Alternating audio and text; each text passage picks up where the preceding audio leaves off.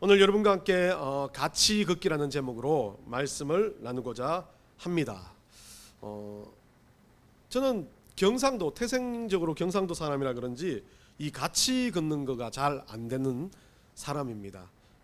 우리 아버지가 그랬던 것 같습니다. 어릴 때 아버지를 기억하면 아버지는 뭐 어디 같이 가족 간에 같이 가도 먼저 앞에 걸어가시고 우리는 어머니하고 막 어린 저는 막 누나 손잡고 막 아버지 발걸음을 따라가기 위해서 막 뛰듯이 따라갔던 기억이 참 많이 납니다.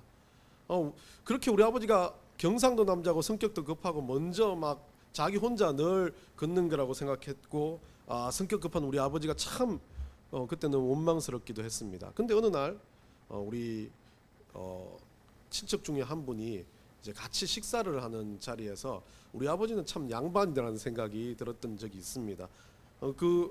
그 할아버지는 뭐 가족 상관없이 자기 혼자 차를 타고 떠나는 사람. 그리고 이제 점심 식사를 같이 하고 같이 막 그때 산에 가서 고기를 구워 먹는데 고기를 자기가 딱 5점 딱 다 먹고 나니까 자기 것만 끝내면 되는데 고기 먹는 불판 확 뒤집어 놓고 가는 그런 분도 계셨습니다. 뭐 누군가 동행을 하고 누군가 어떤 그 같은 길을 맞춘다는 거 참 어렵습니다. 자기 스스로가 하는 방식으로 생각을 하기 때문에 언제나 내 것이 끝나면 끝나버리고 우리가 늘 자주 합니다. 저는 이해를 합니다. 경상도 사람들은 식사 끝나면 자기 식사 끝나면 무조건 일어서죠. 앉아가지고 기다려주지 않습니다. 왜? 식사 끝나면 갈 길 가야 되니까. 뭐 늘 그랬던 것이 잘못되고 나쁜 걸 떠나 습관일 수도 있고 어떤 자기만의 패턴일 수도 있지만 같이 걸어간다는 것 자체가 좀 어렵지만 노력을 하고 같이 생각을 하면 이루어질 수 있다는 생각을 해봅니다. 제가 우리 아버지가 왜 그렇게 먼저 가셨는지를 생각하면서 좋은 쪽으로 생각을 해보니까 아버지는 그런 것 같아요. 앞에 행여나 문제가 있을까봐 잘못된 게 있을까봐 먼저 앞에 가가지고 그 일들을 처리하기 위해서 앞장선 겁니다. 제가 그렇듯이요. 저도 그러더라고. 우리 가족과 함께 가다 보면 늘 우리 와이프한테 뒤에 꾸중을 듣는 게 왜 먼저 가냐고. 그래서 제가 처음은 막 먼저 가다가 순간적으로 저도 생각이 납니다. 나가 지금 먼저 가고 있구나. 그러면 한번 뒤로 쳐다보고 있습니다. 그리고 저보다 한 발 뒤쪽에 오면 또 다시 걸어갑니다. 그게 뭐 생각해 보니까 제 마음은 그래요. 내가 먼저 가서 예약을 해야지. 먼저 가서 식당 여러분들 줄 서는 식당 가면 먼저 가서 예약을 해야 우리 가족들이 편하게 들어온다는 생각에 그 일을 하는데 우리 와이프가 말합니다. 먼저 가지 말라고. 밥은 안 먹어도 되니까 같이 가자고.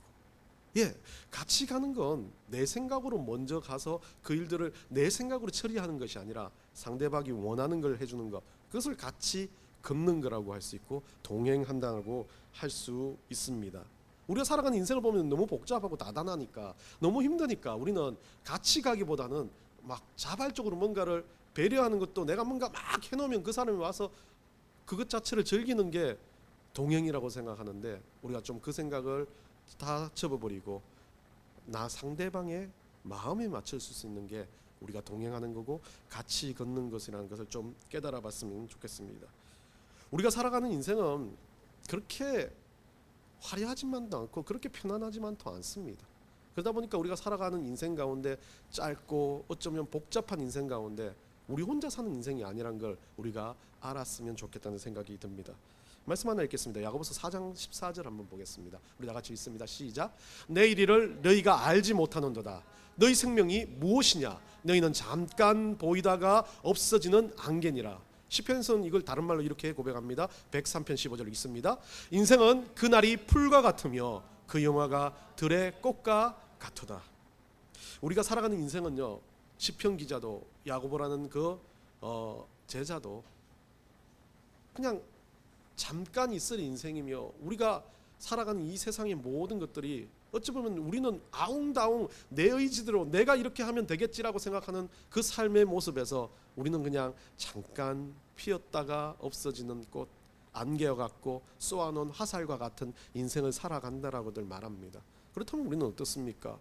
그런 인생 가운데 나만 혼자 산다면 너무나 좋을 것 같지만 그 인생은 함께 살아가고 있는 인생이고 그 인생에 여러분에게 수없이 많은 같이 걷는 사람 동행자들이 있습니다. 여러분은 그들의 발걸음에 보조를 맞추면서 살아가는 인생들이 되기를 원합니다. 인터넷을 찾다 보니까 제가 이 뭐 동행하다, 같이 걷다 이런 것을 키워드로 찾다 보니까 이상한 재미있는 이야기가 나옵니다. 같이 고생하는 친구들의 이야기가 나옵니다. 그 이야기는 이렇습니다.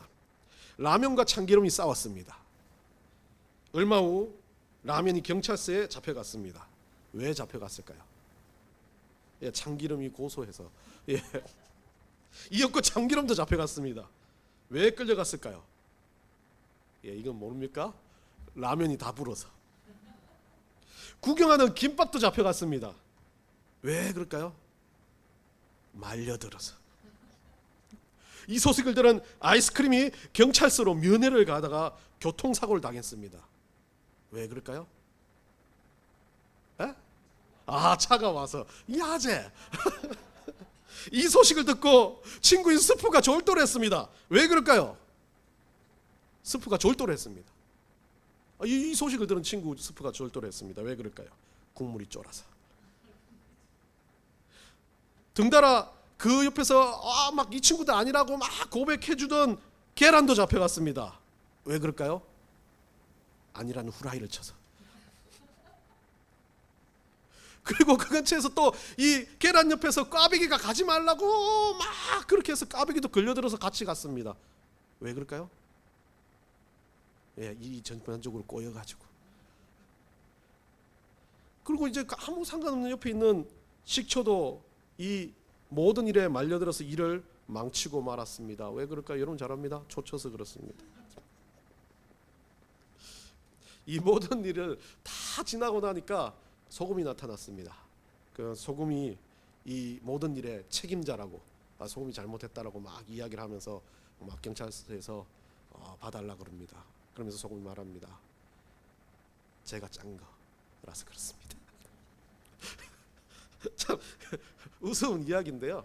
동행하다 같이 간다. 옆에 있는 많은 사람들이 이럴 수 있다라는 이야기를 하는 겁니다. 근데 참 재밌는 건 참기름과 라면이 시작되었던 이 싸움에, 저는 이 이야기를 재미로 읽은 게 아니라 이 싸움에 결과적으로 어떤 사람들이 끼어들어요. 많은 옆에 있는 사람들이요, 뭐 일이 같이 꼬이기도 하고 같이 잡혀 들어가기도 하고 하는 일들을 보면서 참 주변에 많은 사람들이 있구나라는 생각을 해봅니다. 그러면서 이 사람들이 한 사람의 영향력에 의해서 서로가 영향력을 받는 게 참 이 나쁜 일인지 모르겠지만 이 아재 개그에 나오는 의미를 딴 사람들은 재미로 할지 모르겠지만 저는 그 속에서 참 우리 속에서 참 이런 동행들이 일어날 수 있다면, 이런 잘못된 방향이 아닌 서로가 같이 예수 그리스도와 함께 한 방향을 살아갈 수만 있다면 참 좋은 결과로 서로에게 남기겠구나. 결국 소금이 진짜 이 일들을 짠 게 아니라 우리 하나님께서 같이 해주심으로 소금으로서의 짠맛을 내며 서로에게 영향력을 끼쳤다면 참 좋은 일들이 일어났겠구나라는 생각을 해봅니다. 오늘 본문을 결정하면서 참 많은 생각을 해봤습니다. 우리가 공동체인가? 우리가 같이 함께 가는 그리스도인으로서의 한 획을 긋는 넥스 교회인가? 라는 생각을 하면서 제가 넥스 교회의 주인도 아니고 제가 넥스 교회의 모든 책임자의 역할도 아니지만 한 공동체의 일원으로 어쩌면 말씀을 전하는 같이 살아가는 목회자로서의 역할로 여러분과 함께 있었던 시간들을 되돌아보면서 조금 많은 생각을 해보게 됐습니다. 물론 한편으로는 여러 가지 과정 가운데 있었던 생각인지 모르겠지만 내가 지금 하고 있는 목회의 관점과 방향과 모든 것들이 어쩔 때는 뭐 학교를 하고 어쩔 때는 또 다른 이야기들을 하고 많은 이야기들을 해왔지만 학교를 하는 게 하나님의 뜻이었다면 지금까지 해왔던 모든 목회에서 내가 정말 뜨겁게 열심적이게 이 넥스 교회와 함께 했는가라는 생각의 결론이 아웅다웅 내가 열심히 하는 그 일들 가운데서 꼭 내가 열심히 해서 이 교회를 부흥하고 잘나게 하고 크게 하는 것이 꼭 목적이 되었던 것처럼 생각이 많이 들었습니다. 과거에 그렇게 여러분들한테 많이 이야기할 때는 막 성도가 중요하지 않고 뭐 부흥이 중요하지 않다 그러면서 늘 속마음에 부흥했으면 좋겠다는 마음이 있는 거죠. 목회를 하면서 안 그런 사람이 있겠습니까? 그런데 이번에 되돌아보면서 느꼈던 게 참 내가 맡겨진 이 교회가 얼마나 중요한지, 그리고 내가 지금까지 뜨겁게 열정적으로 영혼들을 먹이며 내가 할 하나님 앞에서의 책임감을 다하고 있는지에 대해서 참 많이 되돌아보고 회개하게 되었던 시간이었던 것 같습니다. 그래서 에녹의 이야기를 여러분과 나누고 싶은 겁니다. 이 에녹의 이야기를 나누고 쓰고 나서 제가 아이들과 함께 경주에 갔는데 경주 화백제전 해가지고 엄청 타이틀을 크게 걸고 막 2,000명의 자석과 막 1,000명의 돗자리를 막 준비했다라고 해서 기대감을 품고 경주에서 이제 앉아서 기다렸습니다. 물론 들어갈 때부터 문제였지만 앉아 있을 때도 참 그런 사람 있죠. 제가 제일 싫어하는 거. 저 사람들을 보내줘가지고 저런 의자 속으로 가는데 우리는 왜 우리에 잘라가지고 저기 자리 없다라고 여기 앉으라 그럴까. 물론 뭐 예약을 했든지 뭘 했든지 여러 가지 이유가 있겠지만 부당하다는 생각도 들기 시작했고 앉아 있으면서 이제 약간의 마음이 기분 나쁘니까 모든 게 잘못되게 보인다. 무대 준비한 사람이 잘못됐다. 이렇게 할 거면 홍보를 하지 말지. 마음이 계속 그런 마음이 드는 겁니다. 불평 불만 계속 쌓이면서 이거 보려고 기다리나 하면서 옆에 있는 이씨 준이는 돗자리 갖고 들어오고 자요. 차라리 그랬으면 좋겠어. 나는 마음으로 부글부글 끓고 있는데 얘는 태평하게 자니까 더 좋을 수도 있겠다 라는 생각했는데 이제 그것 때문에 더 마음이 막 그러 있는데 이게 웬걸 마이크 소리가 하나도 안 들리는 겁니다. 이제 짜증에 이제 한 방 더 엎어가지고 이제 뚜껑이 죄송합니다. 이렇게 치솟을 정도로 마음이 그런데 사람들은 다 불평불만하지 않고 그냥 거기 앉아 있는 겁니다. 참 이상하다.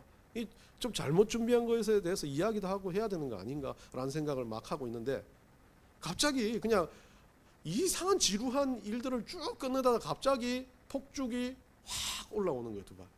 그걸 보면서 좋다고 박수를 막 치면서 근데 내 스스로가 기분이 너무 좋은 거예요. 그때부터 막 기분이 업돼가지고 막 오만 이야기를 하면서 즐기기 시작하는 내 모습을 보니까 참 사람 조삼 모사다. 그렇게 힘든 건 똑같아요. 소리는 아직도 안 들려요. 아무것도 안 돼요. 근데 그 폭죽을 보고 나니까 마음이 편해지면서 다 봤다 이제 가자 라는 생각을 하면서 기분이 그렇게 편해지는 겁니다. 이 사람은 그런 것 같아요. 무언가에 대해서 지금까지 해왔던 게 힘들고 어렵고 아프다고 할지라도 그 아픔에 대해서 뛰어넘는 무언가가 하나 있다면 그것이 확 평정화돼 버리는 게 우리 인생입니다.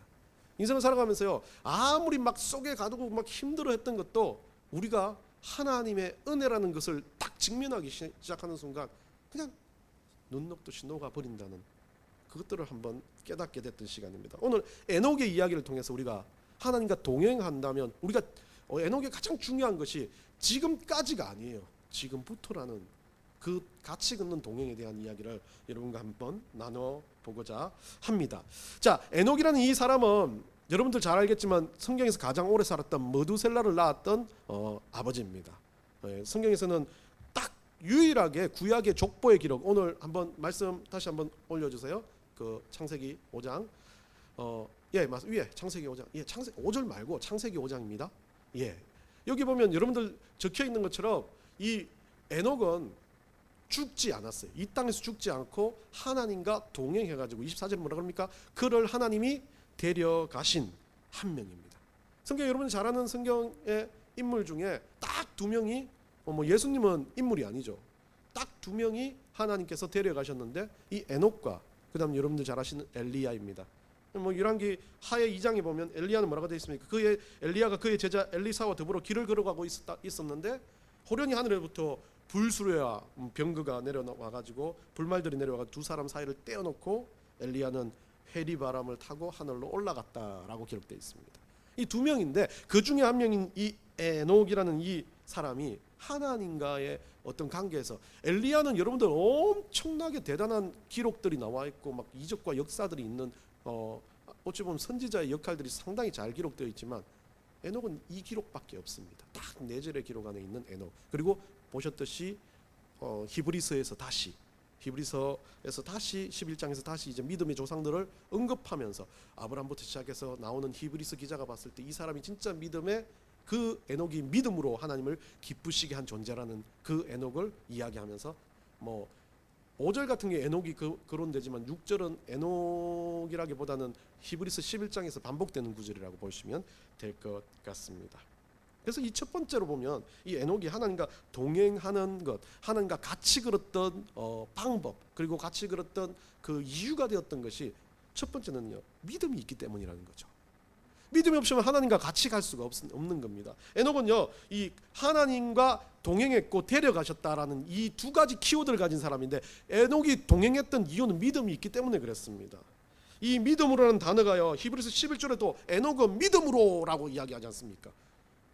아주 수천 년이 지난 후대의 기자도 에녹은 하나님과 동행한 이유가 믿음 때문이라고 말하고 있습니다. 믿음이 없이는, 그래서 6절에서도 믿음이 없이는 기쁘시게 못한다. 그러면 결국 에녹은 하나님을 기쁘게 한 사람 중에 한 사람이었다는 거죠. 우리는 하나님을 기쁘게 하는 사람들이라고 이야기하면 그 하나님 앞에서 살아가는 게 뭔가 대단한 사역을 하고 대단한 역사를 하는 것처럼 이야기하지만, 하나님을 기쁘시게 하는 길은 믿음이라는 거 이야기하고 있습니다. 근데 우리가 믿음이 없어지는 경우가 참 많습니다. 뭐겠습니까? 신뢰하지 않기 때문에 그래요. 믿음이 사라지는 건요, 신뢰하지 않기 때문인데, 신뢰가 안 되는 건 뭡니까? 궁극적으로 사단이 제일 주로하는 거, 불안하다는 겁니다. 예전에 농활을 갔었습니다. 농활을 갔는데 이 농활에서 학생들이 참 막 엄청난 일들을 하지만, 저는 촌에 출신이라, 다 서울 대도시 출신이라 낫지를 못하는 겁니다. 그런데 할머니 밭에 벼가 좀 남아 있는 거 그 낫질 해가지고 좀 끌어가지고 모아서 벼이삭들 먹는 이 역할을 해야 되는데, 늦게까지 우리가 그때 여름, 그러니까 거의 뭐 벼가 자라지도 않았지만 피 자르고 뭐 이런 거 하라고 낫지를 시켰어요. 근데 아무도 잘 못하는 겁니다. 가위를 주시지 왜 낫을 주냐고 그렇게 하니까. 그래서 저도 낫지를 몇 번 해봤다고 제가 당첨이 됐습니다. 그래도 업단이, 면단이 출신이 별로 없었어요. 집에서 이 농사를 지문하면 별로 없는 거예요. 그렇게 서울 사랑교회 아이들은 상당히 다들 그러니까 서울로 입성한 아이들이기 때문에 입시 학원 다녔지 이런 거 해본 애들이 별로 없는 것 같아요. 그래서 제가 가게 돼서 할머니 열심히, 할머니가 얼마나 좋아하시던지 막 고구마, 그때 여름철인데 고구마 삶아주고 막 감자도 삶아주고 막 그러더라고요. 어디서 난지 모르겠지만 하여튼 기쁘게 그 일들을 하고, 오후 무렵 뉘엿뉘엿 넘어갈 때 이제 동네 이장님, 이 동네 이장 그 회관에서 아이들이 우리가 그 같이 모여서 집회를 하고 각자 돌아다니면서 일을 했습니다. 그래서 도구를 받아가지고 가서 일하고 나서 다시 회관에 가서 다 이제 반납하고 우리 이제 회관 옆에 집회 장소를 가게 됐는데, 회관 뉘엿뉘엿 넘어가는 그 한 7시 반 이 정도 됐을 거예요. 그때 제가 이제 걸어가고 있는데 동네 들어가는 어귀에서 마을 그 버스가 딱 서는 자리에 이제 고등학교인지 대학 뭐 일반 중학생인지 교복을 입고 얘들이 그 학교 갔다가 돌아오는 길인가 봐요. 그 제가 가는데 막 저를 보면서 막 애들이 화들짝 놀라가지고 막 뛰어서 도망을 가는 거예요. 제가 좀 약간 화가 났어요. 아니 동네 새로운 그 대학생 오빠들이 오면 좀 그래도 쌩글쌩글 웃으면서 이렇게 같이 걸어가 줘야 되는데, 그렇고 내가 똥자루 같이 이상해서 그렇나? 그럼 아무리 쳐다봐도 그래도 또 멀쩡했어요. 옷도 다 털고 왔는데. 그래가지고 딱 가가지고 너무 기분이 나빠서 그냥 투덜투덜 걸어가지고 마을 해관 입구에 딱 가가지고 보니까, 해관 입구에 그 여러분들 그 해관 입구에 이제 장비 놓는 창고에 들어가는 입구 옆에 이제 이 약간 그렇게 긴 거울은 아닌데 짧은 거울이 하나 있었어요. 거울을 딱 보니까 저도 깜짝 놀랐어요. 낫을 이렇게 옆으로 꽂아가지고 내가 서 있고 낫이 이렇게 탁 뒤에 그 여러분 무사처럼 있잖아요. 제가 이렇게 있고 낫이 옆으로 꽂혀 있는 거예요. 그리고 그 옆쪽에는 빨간 그 뭐 보자기 비슷한 거 이렇게 걸려 있고, 여러분들 봐도 아주 이상한 사이코 같은 그런 느낌이 아니겠습니까? 그걸 보면서 그 아이들 막 뛰어가는 그에 대해 이해가 되는 겁니다. 내가 제 모습을 보니까 정말 그 순간 제가 느꼈던 게, 사람들이란 게 불안한 마음이 뭐에서 오는 건지를 제가 깨달았던 거죠. 저는 내가 아무리 선한다 할지라도, 내가 아무리 깨끗하고 남한테 아무리 대단하다 할지라도 처음 불안한 마음이 시작되는 건 보여지는 것에 있습니다. 보여지는 것으로 인해서 사람은 불안한 마음이 들어오기 있는 거죠. 그리고 내 자신도 내 모습을 보면서 스스로 평가를 하지 못하니까, 스스로 자꾸 자신을 바라보지 못하니까 남들이 나한테 불안한 것만 생각해가지고 남들이 나한테 불평하는 것만 생각하기 시작한다는 겁니다. 동행함에 있어서 신념을 주는 건요, 믿음을 가지는 건요, 남이 나를 바라보는 것에 우선순위가 되는 게 아닙니다. 내가 남을 바라보는 게 우선순위가 되는 게 아닙니다. 그렇게 바라보기 시작하면 불안감만 옵니다. 스스로를 자꾸 바라보며 고치는 것부터 시작됩니다. 에녹은요, 어떤 사람인지 모르겠지만 아주 평범한 사람이었을 겁니다. 근데 그가 믿음으로 사는 가장 근본적인 방법은 스스로를 보고 살았을 겁니다. 남하고 비교하고 살지 않았습니다. 남 때문에 살지 않았습니다. 하나님 앞에서 믿음으로 자기만을 보면서 자기가 잘못된 것을 고쳐가며 동행했던 인물이었기 때문에 하나님은 그를 믿음으로 동행했다라고 이야기하는 겁니다. 여러분, 신뢰할 수 있는 건요, 이렇게 좀 안정적이고 보여지는 겁니다. 그러니까 그 두려움이 없는 것이 신뢰할 수 있는 근본적입니다. 근데 우리는 두려움 때문에 빠지는 건 대부분 남들과 비교하고 남들과의 가지고 있는 잘못된 관계성에서 그런 것들이 올 때가 있습니다. 저도 두려워요. 왜 목회를 하고 이렇게 살아가야 되나? 왜 이것으로 그냥 4년 이상 했는데 이렇게 해야 되나? 라는 생각이 들 때마다 그 두려움을 주는 사단은요, 나한테 보여지는 것에 대해서 민감한 거예요. 너 이거 해봐라, 아무것도 없지 않냐라고 이야기하는 겁니다. 그럼 우리는 뭐예요? 결론이 없고 결과물이 없는 것 때문에 우리는 흔들리기 시작하는 겁니다. 두려움은요, 믿음이 없을 때 들어옵니다. 두려움은 믿음만 생기면 그것을 몰아낼 수 있는데, 믿음이 사라지고 믿음이 없어지고 단단한 마음이 없어지는 그 순간 두려움이 틈을 탄다는 겁니다. 신뢰 없는 두려움이 쌓여졌을 때, 그 쌓여진 두려움을 인해서 힘들어하는 그 자리에 믿음이 들어오면 그 두려움이 깨지기 시작합니다. 균열이 가고 바뀌기 시작하는 겁니다. 사도 바울은 고린도전서 15장 55절에 이렇게 고백합니다. 여기 제가 안 적었습니다. 사망아, 너의 이기는 것이 어디 있느냐? 사망아, 너의 쏘는 것이 어디 있느냐? 이 고백은요, 그냥 단순하게 자기 회의적인 반응이 아닙니다. 아주 단단한 믿음의 고백입니다. 야, 죽음아, 아무리 네가 달려와가지고 내가 하나님과 함께 걷고 있는 이 믿음을 깨려고 해도 내 스스로가 하나님 믿음을 지키고 있는데 네가 어쩔 거고, 네가 어쩔래? 라고 이야기하는 겁니다. 믿음이 단단해진 사람은요, 믿음이 있는 사람은요, 세상을 바라보면서, 어떤 상황을 바라보면서 스스로가 믿음으로 단련되었기 때문에 두려워지는 것이 아니라 네가 어쩔래는 그 마음이 든다는 거죠. 두 번째는요, 하나님과 함께 걷는 이 모든 일들에는요, 우리가 예수님으로 인해서 우리가 하나님과 함께 걸을 수 있다는 그 확신을 가져야 된다는 거죠. 왜냐하면 믿음을 가지는 게 믿음으로 인해서 걸을 수 있지만, 그 믿음을 주신 게 예수님이고, 우리가 그 하나님과 걸을 수 있는 길을 만드신 게 우리 예수님이시라는 거죠. 우리가 걷고자 하는 것보다 그 길을 우리 하나님께서 만들어 주셨다, 예수님을 통해서 만들어 주셨다는 것을, 하나님께서 우리를 함께 걸어 주셨다는 것을 우리는 좀 기억해야 될 것 같습니다. 이 히브리서 11장 5절에 보면요, 에녹의 이야기를 하면서 특이하게 뭐라고 적혀 있냐면, 한번 열어주세요. 히브리서 11장 5절요. 믿음으로, 11장 5절, 믿음으로 에녹을 죽음을 보지 않고 뭐라고 되어 있습니까? 옮겨졌으니, 또 하나님이 그를 뭐라고요? 옮기심으로, 그리고 다시 보이지 아니하였느니라. 그는 옮겨지기, 옮겨진다는 이 단어, 여러분 생각해 보십시오. 옮기는 건 스스로 할 수 있으니까 옮겨진다는 건 스스로 되는 게 아닙니다. 옮겨진다는 건 내가 할 수 있는 것이 아닙니다. 결국 하나님께서 하셨다는 겁니다. 동행도요, 내가 하는 것 같지만 아닙니다. 하나님께서 해주신다는 거죠. 하나님께서 우리와 동행해 주심으로 우리가 하나님과 함께 걸을 수 있다는 것이 전제가 되어야 된다는 거죠. 아름다운 동행이라는 시에 이렇게 나옵니다. 손을 잡으면 마음까지 따뜻해집니다. 누군가와 함께 가면 갈 길이 아무리 멀어도 갈 수 있습니다. 눈이 오고 바람이 불고 날이 어두워도 갈 수 있습니다. 바람 부는 들판도 지날 수 있고 위험한 강도 건널 수 있으며 높은 산도 넘을 수 있습니다. 누군가 함께라면 갈 수 있습니다. 근데 이 함께라는 게, 이 시의 저자는 의지적으로 자기가 같이 동행하는 사람이고 어떤 동료일 수 있지만, 우리는 모든 세상의 주인인 하나님께서 우리와 동행해 주신다는 겁니다. 동행은요, 그렇기 때문에요, 그냥 막 짜증나서 끌려가는 그런 게 아닙니다. 동행 기쁨입니다. 그 동행 안에는 우리 하나님께서 우리와 함께 해주신다는, 완전한 하나님께서 우리와 같이 해주신다는 위로가 들어가 있다는 겁니다. 세 번째요, 이 함께 걷는 동행은요, 한 번이 아니라 인생을 두고 꾸준하게 하는 겁니다. 이 에녹은요, 뭐라 그럽니까? 300년을 동행했다 그래요. 이 300년이라는 게 참 동행의 어떤 그 시간으로 보는 게 아니라 인생의 모든 여정과 같은 거죠.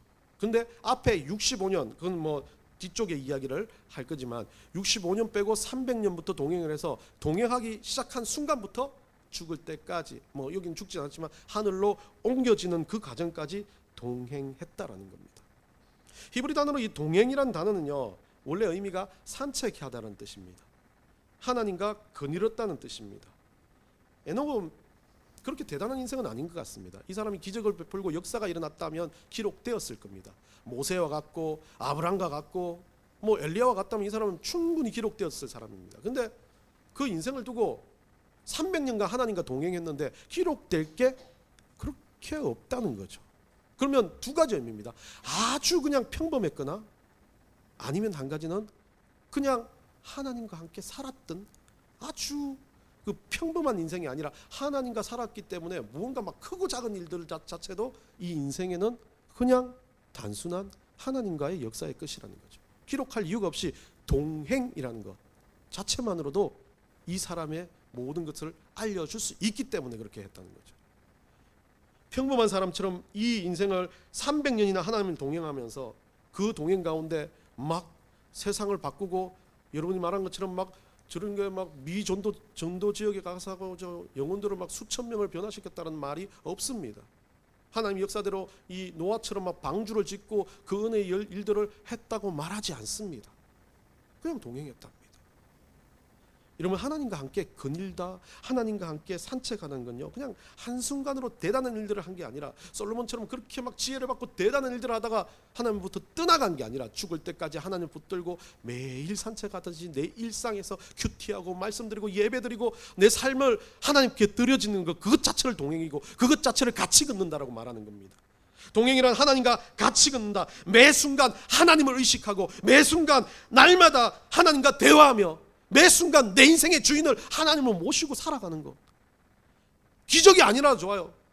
변화가 아니라도 좋아요. 그냥 하나님과 함께 꾸준하게 변함없이 살아가는 것. 특별한 일이 없더라도 내 인생 그냥 자녀들 평범하게 살아가고 내 인생이 그냥 평범하게 살아가도 내가 죽는 날까지 우리 하나님과 그 말씀 가운데 그 우리 하나님께서 주시는 은혜 가운데 동행하는 것.